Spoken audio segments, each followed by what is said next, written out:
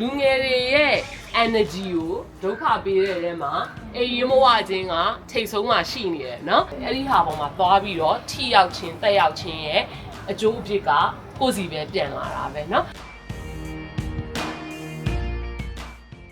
ဇွန်လ16ရက်နေ့မှဇွန်လ18ရက်နေ့2026ထိဂိုင်းတိုင်းရှိဖုံးတော်ကြီးကျောင်းတစ်ခုနဲ့ Moving Forward Together Social Enterprise တို့ပူးပေါင်းပြီးစကိုင်းတိုင်းဒေသအတွင်းရှိလူငယ်များအတွက်မိမိရဲ့ကိုယ်နဲ့စိတ်ကျန်းမာတန်ဆွမ်းအောင်ပြုမှုနေထိုင်ခြင်းဆိုတဲ့ Self Care and Mental Well-being for Youths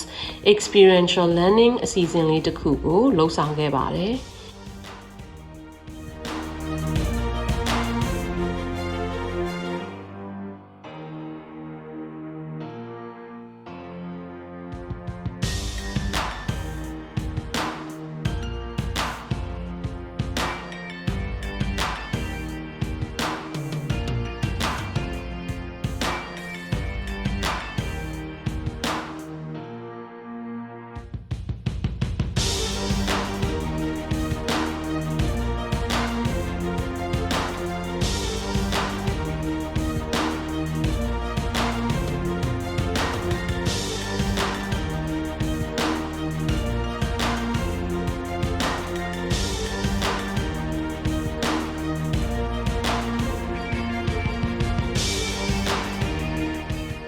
ဤ3ရက်တာကာလမှာလက်တွေ့လှုပ်ရှားဆောင်ရွက်မှုတွေပေါ်မှာအခြေခံပြီးတော့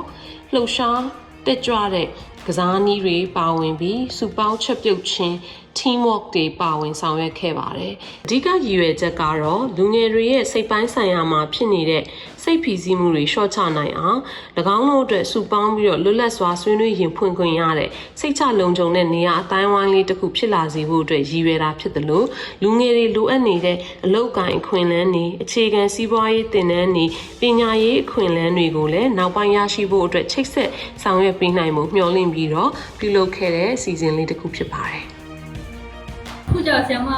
ဘောလုံးလေးကို box လုပ်တဲ့အခါကျကိုယ့်စီနဲ့ချက်ချင်းရောက်လာတယ်ဖြစ်တယ်။အဲ့ကြရင်ချက်ချင်းကိုကောင်းနေအများများစီစဉ်ပြီးပြောရတာဆိုတော့ချက်ချင်းဆိုလို့ပြောနိုင်တယ်ပေါ့။အဲ့ skill လေးတွေတက်လာတယ်လို့ထင်တယ်။ကိုကြောင့်ကိုပို့ပြီးတော့နားလည်လာတယ်သိလာတယ်ခံစားရတယ်။အချက်ပြောလိုက်တော့နီး3နီးလောက်ကတော့လူနေနေခေါင်းထဲမှာကြံခဲ့ရတယ်။စိတ်ဖိစီးလို့ရှိရင်အားလေးလုပ်ချရမယ်ဆိုပြီးတော့သင်ခဲ့ပါတယ်။ကိုဘယ်လိုဖြည့်ရှင်းရင်ကိုယ့်ဘက်ဘယ်လိုအဆင်ပြေလဲအဲ့လိုဖြည့်ရှင်းမှုလေးတွေသင်ခန်းစာတက်